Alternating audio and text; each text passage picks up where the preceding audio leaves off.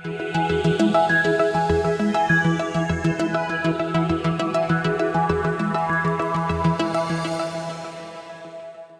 اللہ الرحمن الرحیم، درود و سلام ہو محمد و آل محمد پر۔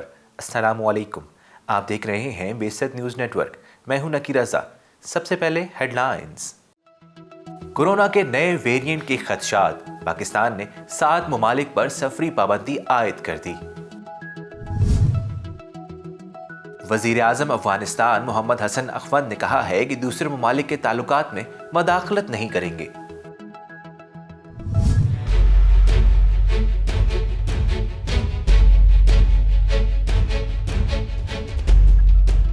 فلسطینی مزاحمتی گروہ حماس نے مراکش اور اسرائیل کے درمیان سیکیورٹی، انٹیلیجنس اور فوجی تعاون کے معاہدے کو ایک اور عربی شکست قرار دے دیا۔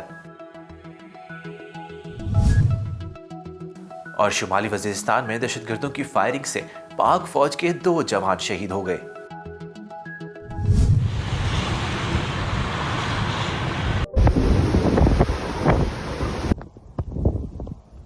برطانوی ریاستوں میں شدید برف باری نے نظام زندگی منجمد کر دیا۔ آروین طوفان کے باعث 2 شہریوں کی موت ہو گئی۔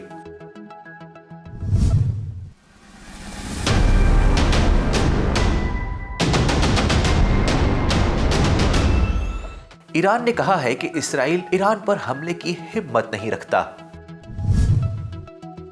اور مقبوضہ کشمیر میں قابض فورسز نے محاصرے اور سرچ آپریشن کے دوران 2 کشمیری نوجوانوں کو گرفتار کر لیا۔ نائجیریا میں فرانسیسی فوج سے تصادم میں 2 مظاہرین ہلاک جبکہ 18 زخمی ہو گئے۔ پاکستان میں ڈینگی کے وار جاری، ملک بھر میں 113 نئے کیسز رپورٹ ہو گئے۔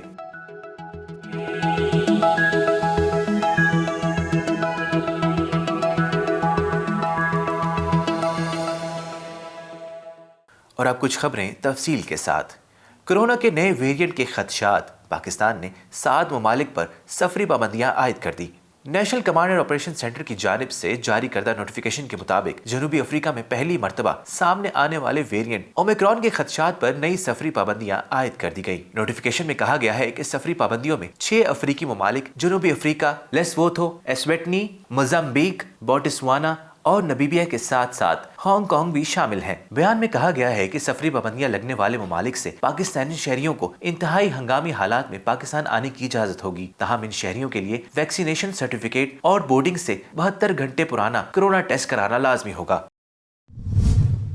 افغانستان کے وزیر اعظم محمد حسن اخوند نے کہا ہے کہ دوسرے ممالک کے تعلقات میں مداخلت نہیں کریں گے۔ محمد حسن اخوند نے کہا کہ افغان حکومت دوسرے ممالک کے اندرونی معاملات میں مداخلت نہیں کرے گی اور عالمی برادری پر زور دیا کہ وہ جنگ زدہ ملک کی مدد جاری رکھیں۔ انہوں نے مزید کہا کہ ہم دنیا کے تمام فلاحی اداروں سے مطالبہ کرتے ہیں کہ وہ اپنی امداد معطل نہ کریں اور ہماری جنگ زدہ قوم کی مدد کریں تاکہ لوگوں کے مسائل حل کیے جائیں۔ دوسری جانب اقوام متحدہ کے اداروں نے افغانستان میں انسانی بحران کے خدشات سے بھی خبردار کیا ہے کہ ملک کی نصف آبادی 38 لاکھ افراد سردیوں کے موسم میں بھوک کا شکار ہو سکتے ہیں۔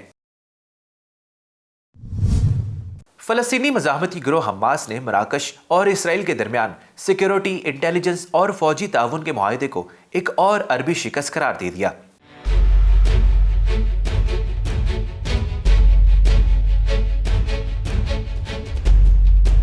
فلسطینی مزاحمتی گروہ حماس نے مراکش اور اسرائیل کے درمیان سیکیورٹی، انٹیلیجنس اور فوجی تعاون کے معاہدے کو ایک اور عربی شکست قرار دیا۔ حماس کا کہنا تھا کہ مراکش کا غاصب صہیونی ریاست اسرائیل کے ساتھ تعلقات کو بحال کرنا اسلامی اور عربی قوانین سے انحراف ہے اور مسئلہ فلسطین پر غاصب صہیونی ریاست اسرائیل کی پوش پناہی ہے۔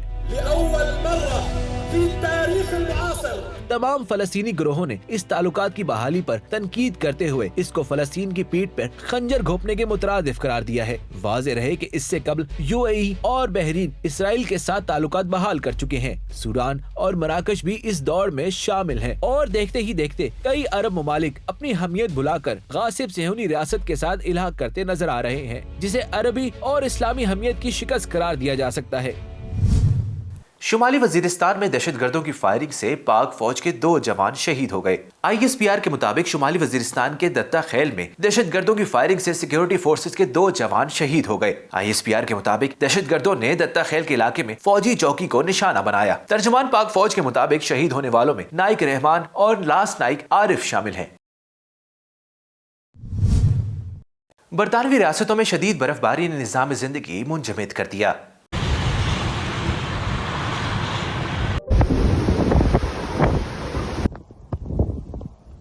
غیر ملکی خبر رساں ادارے کی رپورٹ کے مطابق موسم سرما کا آغاز ہوتے ہی برطانوی ریاستوں میں شدید برف باری اور طوفان نے تباہی مچا دی ہے۔ آروین طوفان کے باعث برطانیہ کے 80,000 گھر بجلی سے محروم ہو گئے ہیں، جس کے باعث شہریوں کی زندگیاں مشکلات کا شکار ہو گئی ہیں۔ طوفان کی تباہ کاریوں میں درختوں کا گرنا بھی شامل ہے۔ شمالی آئرلینڈ اور لینکیسٹر سٹی میں بھی گاڑیوں پر درخت گرنے کے 2 مختلف واقعات میں 2 افراد کی موت واقع ہو گئی۔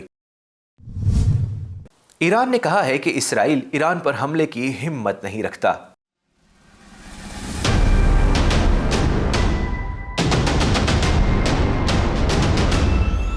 ایرانی جوہری تنصیبات پر اسرائیلی حملے کی دھمکی کا جواب دیتے ہوئے ایرانی نیوی کے ترجمان ریئر ایڈمرل شہرام ایرانی کا کہنا تھا کہ اسرائیل ایرانی فوج سے مقابلے کی ہمت نہیں رکھتا۔ ان کا کہنا تھا کہ دھمکیاں، پابندیاں اور سازشیں ایرانی قوم کو جھکانے میں ناکام رہی ہیں اور دشمن اب بے بس ہو چکا ہے۔ واضح رہے کہ اس سے قبل صہیونی ریاست اسرائیل کی جانب سے ایران کی جوہری تنصیبات پر حملے کی دھمکی دی گئی تھی، جس میں کہا گیا تھا کہ ایران جوہری صلاحیت میں اضافہ کر رہا ہے جس سے ہم نشانہ بنا سکتے ہیں۔ یاد رہے کہ ویانا مذاکرات میں ایران سے پابندیوں کی ممکنہ اختتام کے پیش نظر اسرائیل نے ایرانی جوہری اور میزائل صلاحیتوں کا مبالغہ شروع کر دیا ہے تاکہ ایران پر معاشی پابندیاں برقرار رکھتے ہوئے دباؤ بڑھا سکے۔ مقبوضہ کشمیر میں قابض فورسز نے محاصرے اور سرچ آپریشن کے دوران 2 کشمیری نوجوانوں کو گرفتار کر لیا۔ میڈیا رپورٹ کے مطابق مقبوضہ کشمیر میں قابض بھارتی فورسز نے ضلع پلوامہ میں محاصرے اور سرچ آپریشن کے دوران 2 کشمیری نوجوانوں کو گرفتار کر لیا۔ دونوں نوجوانوں کو دہشت گردی سے تعلق کے جھوٹے الزام میں گرفتار کیا گیا ہے۔ کشمیری نوجوانوں کے خلاف اونتی پورہ کے پولیس اسٹیشن میں مقدمہ درج کر دیا گیا ہے۔ یاد رہے کہ اس سے قبل بھی 4 کشمیری نوجوانوں کو دہشت گردوں کی معاونت اور مشکوک کارروائیوں کی بنا پر شہید کر دیا گیا تھا۔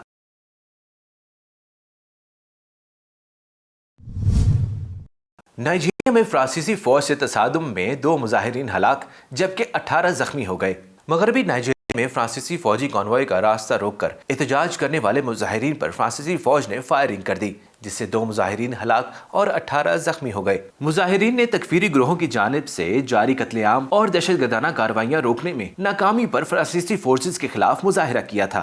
واضح رہے کہ نائجیریا کے مختلف علاقوں میں تکفیری دہشت گرد گروہوں نے جارحانہ کارروائیوں سے شہریوں کا جینا حرام کر رکھا ہے اور سیکیورٹی فورسز ان گروہوں کو روکنے میں تاحال کوئی خاطر خواہ کامیابی حاصل نہیں کر پائیں۔ پاکستان میں ڈینگی کے وار جاری، موذی مرض مزید 2 جانیں لے گیا۔ گزشتہ 24 گھنٹوں کے دوران ملک بھر میں 113 نئے کیسز رپورٹ ہوئے۔ ادارہ صحت کا کہنا ہے کہ پاکستان میں ڈینگی بخار کے باعث 142 افراد جاں بحق ہوئے۔ اب تک کے لیے اتنا ہی۔ مزید خبروں کے لیے دیکھتے رہیے بے ست نیوز نیٹ ورک۔ اپنا خیال رکھیے گا۔ اللہ حافظ۔